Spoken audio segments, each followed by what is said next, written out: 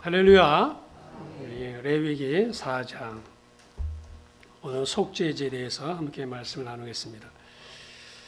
여러분 그 지피지기면 백전백승이라는 말이 있죠.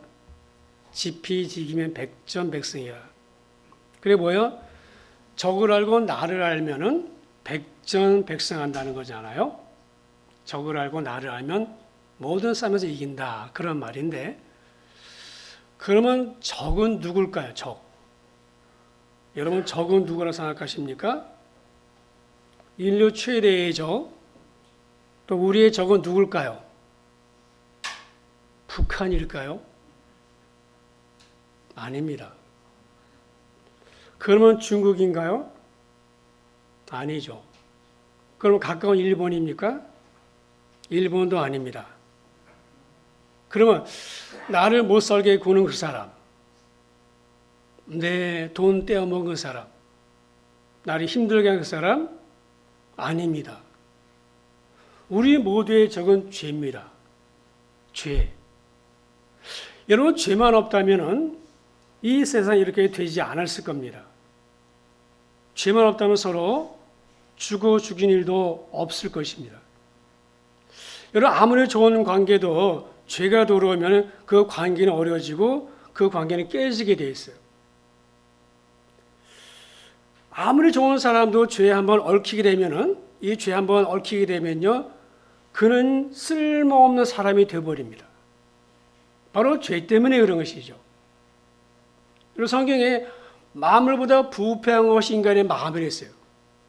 이 세상 만물인데 그 만물보다 부패한 게 인간의 마음이라. 부패가 무엇입니까? 썩은 거죠. 여러분 그런데 무엇이 우리의 마음을 부패하게 했습니까? 죄입니다. 죄가 우리의 마음을 부패하게 했어요. 우리 마음에 나오는 것들을 가만히 보세요. 하는데 입에서 나오는 말들을 가만히 보시면 우리가 얼마나 부패해 있는지를 알 수 있습니다. 원래 그렇지 않았는데, 하나님의 창조 질서는 그렇지 않았는데 이 죄가 들어와서 우리의 마음이 부패했기 때문에 우리 마음에 나오는 모든 것들이 악한 겁니다. 여러분 죄가 얼마나 무서웁니까? 죄가 얼마나 무서워요? 죄가 무섭죠. 오늘 본문에 죄의 죄의 특징이 이러하다. 자, 첫째, 하나를 범하면은 다 범한 거다. 그렇게 하나님 인정하세요. 자, 하나를 범했는데 다 범한 거예요. 모든 것을 범한 겁니다. 하나님은 그렇게 인정하세요. 사람은 그렇게 생각하지 않을지 모르지만은 하나님은 그렇지 않다는 거예요. 저 사람은 그래도 좋은 일 많이 했잖아. 저 사람은 얼마나 좋은 일 많이 했는데 저 사람은 법 없이도 사는 사람이야. 저런 사람 있겠어? 그렇게 우리가 이야기를 하죠. 근데 주님은 그렇지 않아요. 그렇게 안 보셔요. 자, 2절의 말씀입니다. 이스라엘 자손에게 말하 이르라. 누구든지 여호와의 계명 중 하나라도 그를 범하였으되. 자, 계명 중 하나라도 범하면은 다른 계명을 다 지켜도 다 어긴 게 되는 거예요. 그런 뜻입니다. 무슨 말인지 모르죠. 율법이 굉장히 많은데 그 많은 율법 가운데 하나를 범하면은 그 나머지도 다 범한 거라는 거예요. 여러분 하나님은 아담과 하와에게 동산 모든 나무의 열매는 다 따먹어. 너 마음대로 먹어도 돼. 그런데 저 동산 중앙에 있는 선악을 알게 나무 열매는 먹지 마. 그거 먹으면 반드시 죽어. 그런데 아담과 하와가 그 하나 따먹었어요. 그게 그렇게 큰 죄인가요? 네? 하나님 너무하시다 생각 안 되세요? 그렇게 많은 것 중에 하나 따먹었는데, 하나입니다, 하나. 근데 하나를 따먹든 두 개를 따먹든 죄는 죄이죠. 죄는 죄인 거예요. 여러분 냄비에다가 물을 넣어가지고 라면을 펄펄 끓이는데 그냥 냄비에 작은 구멍이 생겼어요. 작은 구멍이에요. 그럼 그 냄비는 쓸모없는 거죠. 쓸모없는 거예요. 그러니까 그런 것처럼 아무리 다른 율법을 평생 내가 지킨다고 할지라도 하나를 어기면은 다 어긴 게 되는 거예요. 이것이 죄의 특징이에요. 다시 말하면 우리는 큰 죄가 있고 작은 죄가 있다고 생각합니다. 그래서 우리가 정해놓고 그렇게 판단을 하고 그렇지 하나님은 그렇게 안 본다는 거예요. 그러니까 모든 사람이 죄인인 거예요. 모든 사람이. 여러분 하나님 앞에는 큰 죄, 작은 죄가 없습니다. 다 죄일 뿐이에요. 그러니까 큰 죄냐 작은 죄냐 중요한 게 아니라 죄를 지었느냐 안 지었느냐 하는 그걸 보시는 거예요. 자, 그래서 하나를 보면 모든 것을 범한 겁니다. 두 번째, 모든 사람이 죄인인 거예요. 모든 사람이. 오늘 4장 보시면은 굉장히 긴데 제사장이 죄를 범했을 때, 또 이스라엘 온 회중이 죄를 범했을 때, 족장이 죄를 지었을 때, 평민이 죄를 지었을 때 어떻게 제사를 드리는가를 기록하고 있어요. 자, 제사장이 죄를 범했을 때는 어떻게 하는가? 제사장은 꼭 필요한 사람이죠. 번제, 화목제, 소제, 속죄제, 속건제, 제사장 반드시 필요한 사람이에요. 성소에서 필수적인 존재입니다. 제사장 없으면 안 됩니다. 자, 요즘 말하면 설교자라고 할 수 있는 것입니다. 설교자라고 할 수 있어요. 목사 없으면 안 되잖아요. 목사 없으면, 그죠? 목사가 꼭 필요한 거잖아요. 그죠? 자, 설교자가 설교는 번듯하게 하잖아요. 설교는 번듯하게 하지 않습니까? 그럼 어떤 생각이 드냐면은 마치 설교자는 그 설교하는 것을 다 지키는 것처럼 착각을 해요. 뿐만 아니라 말씀을 듣는 사람도 그렇게 착각을 하게 됩니다. 그러나 그렇지 않아요. 설교자도 다 못 지켜요. 그런데도 설교를 하고 있는 겁니다. 진짜 두려운 것은 설교하는 자기 자신은 마치 그렇게 말을 잘 하니까 자기는 잘 하고 있는 것처럼 착각을 할 수 있다는 그 말이에요. 그러니까 제사장이 다른 사람의 제사를 드리는데 도우니까 마치 자신은 의로운 것처럼 번듯한 것처럼 생각할 수 있어요. 그죠? 근데 그것을 계속 반복하다 보면은 제사장 스스로도 자기 착각에 빠져서는 자기는 죄인이 아닌 것처럼 그렇게 착각할 수 있어요. 여러분, 예수님 시대에 바리새인들이 그랬잖아요.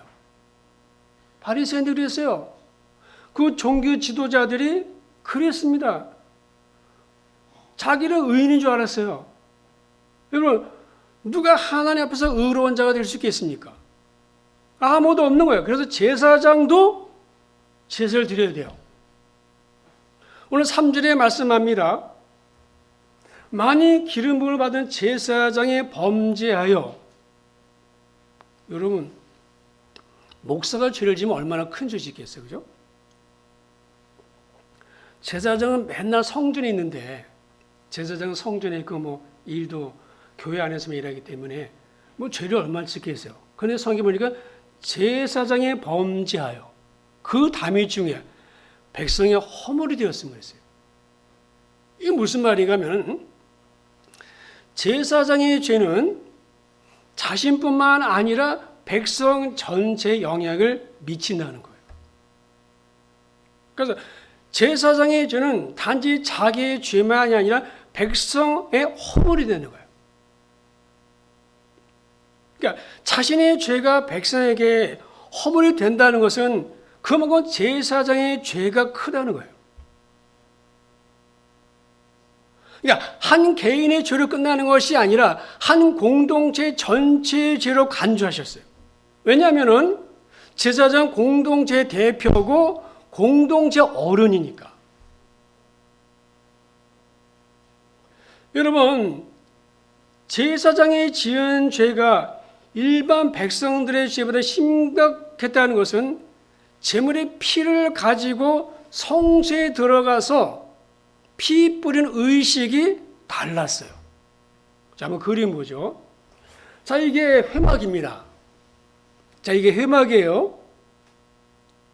회막입니다. 번제단 있고 물두멍 있고 성소 있고 지성소 있어요. 자, 이게 회막인데 가로 50m, 세로 25m인데 굉장히 커요. 자, 이게 회막이고, 자, 이게 저기 네모 상자가 저게 성소입니다. 성소. 성소는 둘로 구분돼요. 성소, 지성소. 지성소는 말 그대로 지극히 거룩한 장소예요. 성소이고 지성소가 있어요. 자, 이게 옆에 단면으로 본 그림입니다. 자, 이게 성소인데 여기 대제사장 안에 들어가 있죠. 그 대제사장이 있는 곳이 성소고 그 안쪽이 지성소예요. 자, 아까 제가 말했듯이 이 피를 가지고 들어가는데 어디까지 가냐, 제사장의 피는 어디까지 가냐면은 제물의 피를, 동물을 죽이잖아요. 그러면 제물의 피를 받습니다. 세숫대에다가 대야에다가 피를 담아요. 왜? 특별히 용도를 위해서 써야 되니까. 그래서 대야에 담은 피는 제사 드리는 사람의 신분에 따라 차이가 있어요. 그러니까 제사장, 회중 전체, 족장, 평민이 달라요. 그러니까 제사장이나 이스라엘 회중 전체가 죄를 지었을 경우가 있어요. 그러면 제사장은 이 피를 가지고 회막 안으로 들어가는 거예요.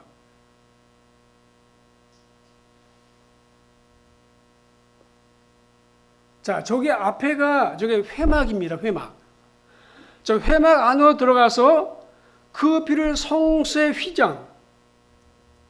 자, 이게 성소와 지성소를 가르는 휘장입니다. 그러니까 휘장, 즉 말하면은 회막의 가장 내부에 위치한 성소와 지성소를 구분하는 휘장에 7번 피를 뿌리게 돼 있어요.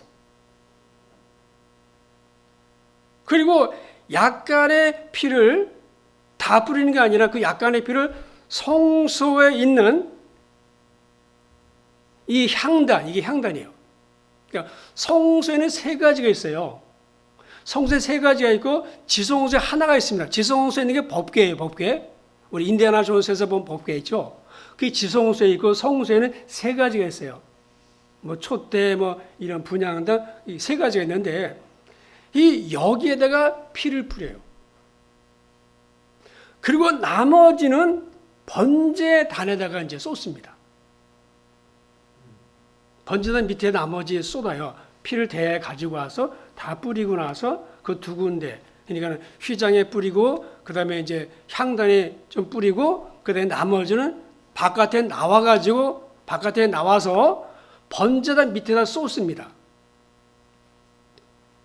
쏟아요. 그런데 성소 휘장 앞 그랬어요.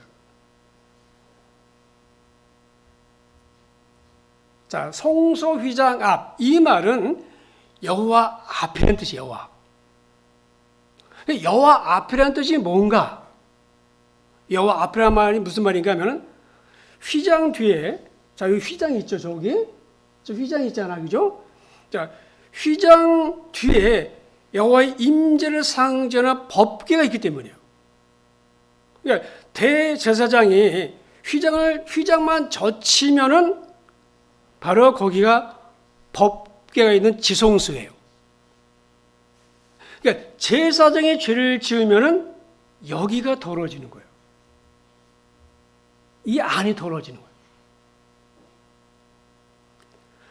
그러면 하나님과 막히는 거예요. 하나님과 막히는 거예요. 여러분, 죄는 영적인 문제예요. 그럼 지성소에 들어갈 수 없어요.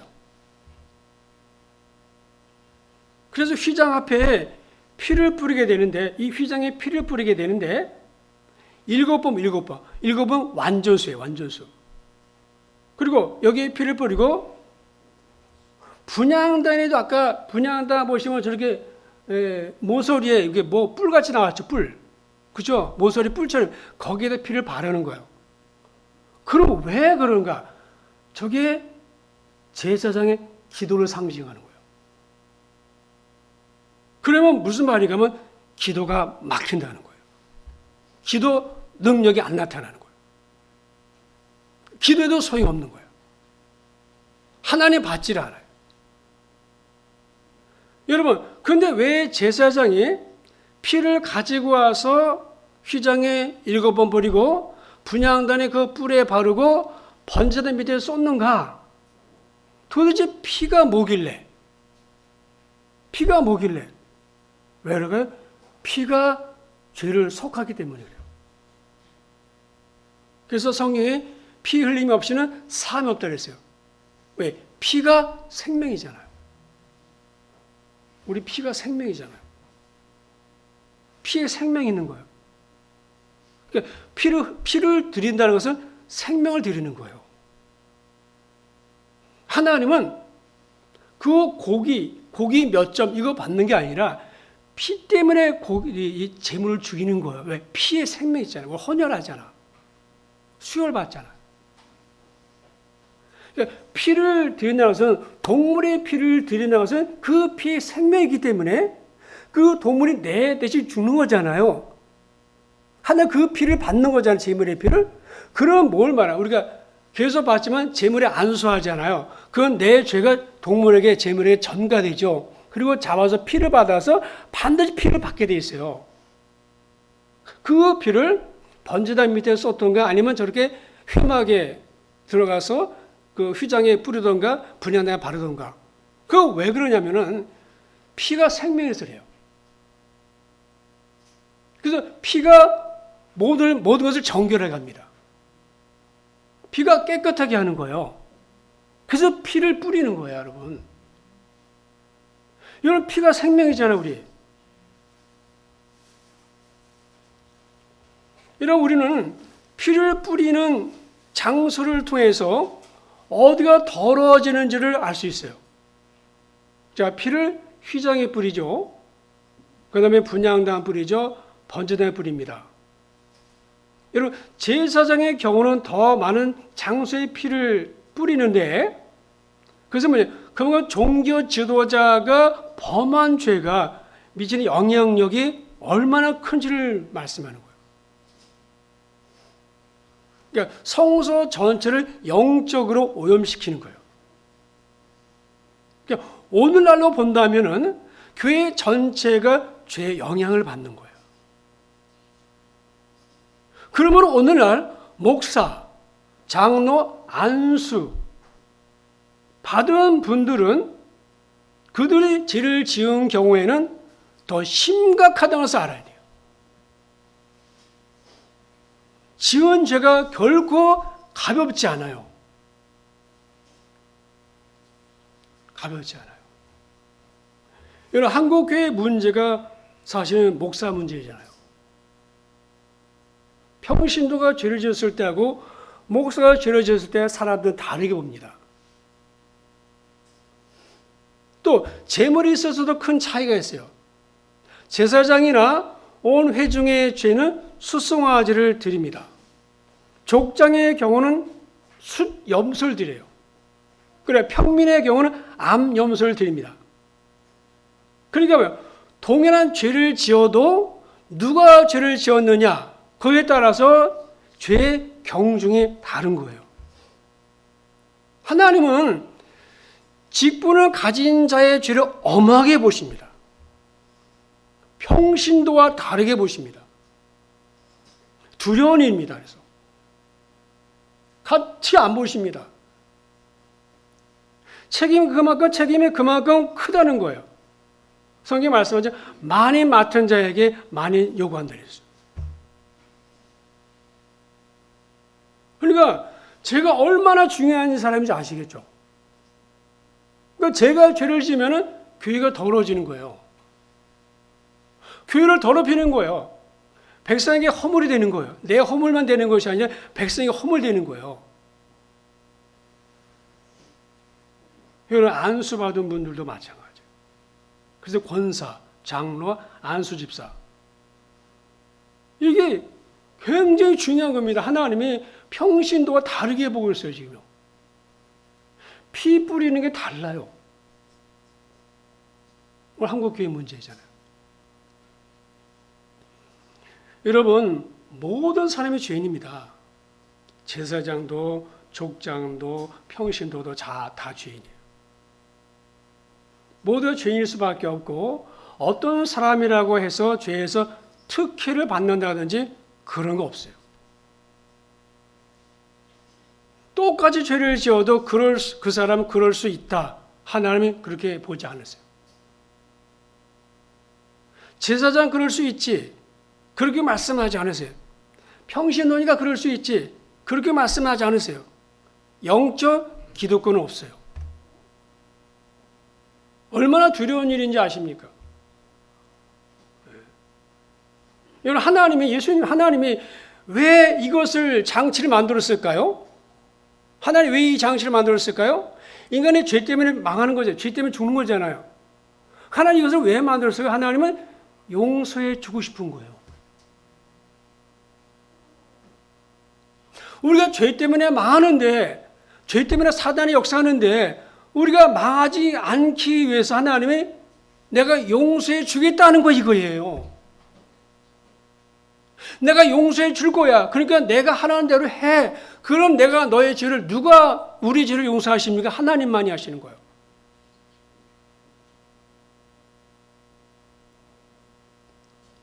제가 지지난주인가 우리 교우가 일하는 회사 가게죠. 거기 갔어요. 네, 많이 어렵더라고요. 어려운 얘기를 많이 하시더라고요. 우리 한 번은 갔는데 저는 식사를 할 때 어디 방에 들어와서 그렇게 따뜻한 데서 식사하는 줄 알았어요. 근데 보니까 바닥에 깔고서 식사하시더라고요. 추운데.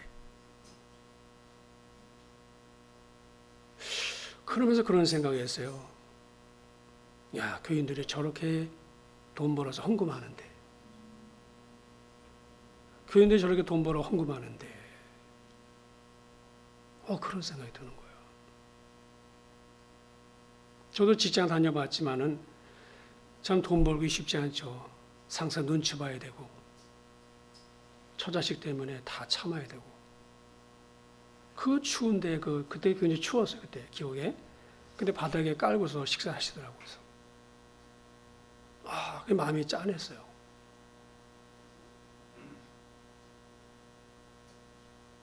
이런 주님이 말씀하죠.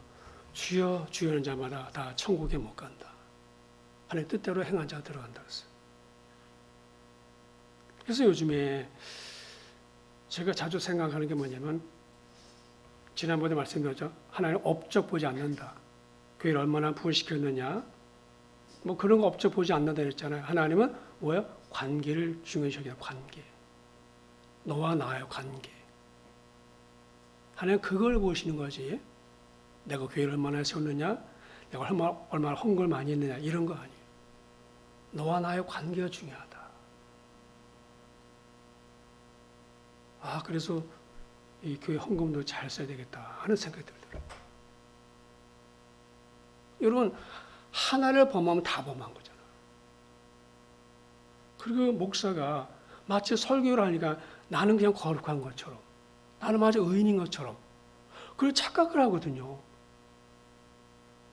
그런데 성경 어디로 그런 거 없어요. 그죠? 오히려 심판이 더 크다고 그랬어요. 여러분 하나님이 이 장치를 왜 만드셨는가? 우리를 용서해 주려고 그러는 거야. 하나님 마음이에요. 우리 용서해 주려고. 여러분, 저주가 뭔지 아십니까? 저주가 뭐냐면 죄를 깨닫지 못하는 게 저주예요. 또 그 죄를 알았지만은 죄를 용서하는 방법을 모르는 게 저주예요. 여러분, 우리가 착해서 천국 가는 게 아닙니다. 우리가 착해 가서 천국 가는 게 아닙니다. 우리가 용서받았기 때문에 가는 거예요. 여러분, 지옥은 나빠서 가는 게 아닙니다. 여러분, 우리보다 착하게 산 사람도 지옥 갑니다. 착하게 살아왔으니까 천국 가는 거 아니에요. 좋은 일 많이 했다고 천국 가는 거 아니에요. 여러분, 한국 불교계에서 정말 큰 스님, 그럼 누굽니까? 성철 스님이죠. 성철 스님. 성철 스님이죠. 한국 불교계에서 가장 큰 스님 성철 스님이에요. 그죠? 성철 스님. 이 조선후보에 나신 분인데 1987년에 부처님 오신 날 법어에서 이 성철 스님이 그런 말 했어요. 이런 말 했어요. 사탄이여 어서 오십시오. 나는 당신을 존경하며 예배합니다. 당신은 본래로 부처님입니다. 그러면서 마지막에 영계가 열리면서, 죽어야 되니까 영계가 열리면서 자기가 갈 곳이 어디며 실제로 자신이 살아온 삶이 얼마나 허무했는지를 깨닫고 그가 이렇게 말했어요. 한평생 남녀무리를 진리가 아닌 것을 진리라고 속인 죄가 너무나 커서 지옥에 떨어진다 그랬어요. 여러분, 성철 스님이 천국 갔을까요? 지옥 갔을까요? 여러분, 공자가, 맹자가 지옥 갔을까요? 천국 갔을까요? 여러분, 성철 스님이나 석가모니나 공자나 맹자나 그분들의 삶이 오늘 저와 여러분의 삶보다 훨씬 나아요. 그죠? 훨씬 나아요. 그죠? 예배를 드리는 저희들보다 객관적으로 악했느냐? 절대 그렇지 않아요. 그렇게 선하게 산 사람이 드물어. 그죠? 도덕적, 윤리적으로 우리와 감히 따라갈 수 없어. 우리가 얼마나 많은 사람 영향력을 줬습니까? 성철 스님 이런 분들이. 또 제자가 얼마나 많아요. 그러니까 이분들에 비하면 나의 인격이나 나의 삶은 엉망인 거죠. 감히 따라할 수 없어. 나는요. 그런데 저는 확신이 있어요. 난 이렇게 엉망이고 죄인이고 부족하지만 나는 천국 간다.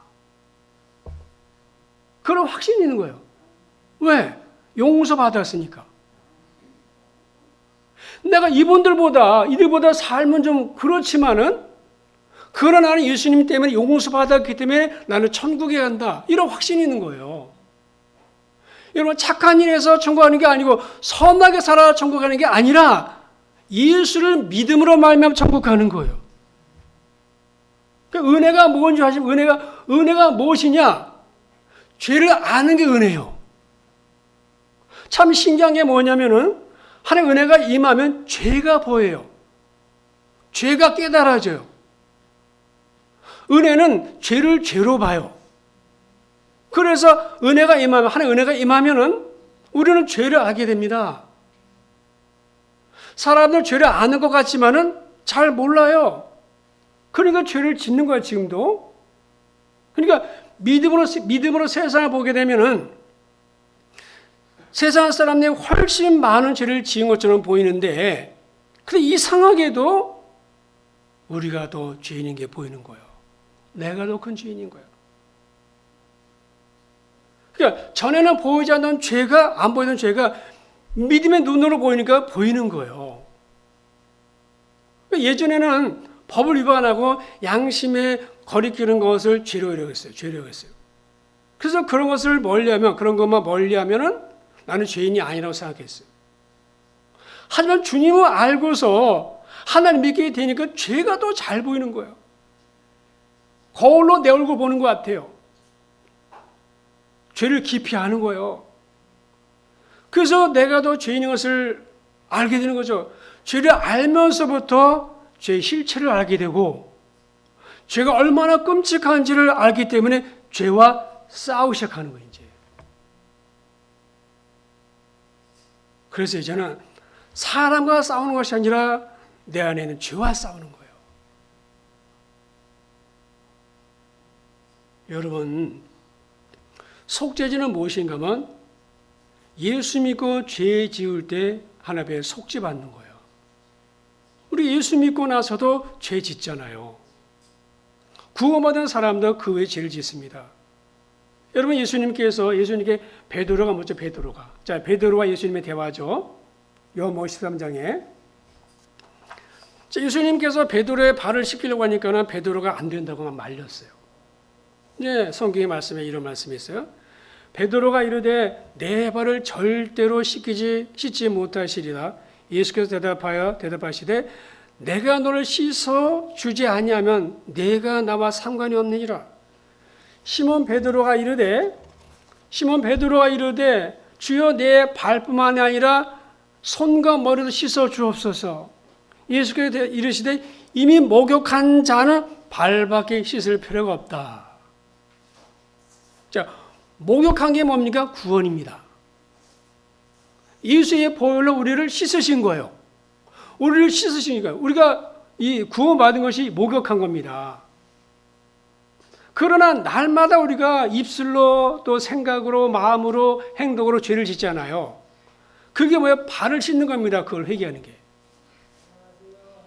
그 죄는 우리로 하여금 하나님 반대편에 서게 해요. 죄가. 그러니까 죄의 배후에는 사단이 있습니다. 사단은 죽이고 멸망시키고 망하게 하는 존재예요. 그러니까 사단은 죄의 냄새를 맡아요. 왜? 영물이니까. 그 죄가 있는 곳에 사단이 역사하는 거예요.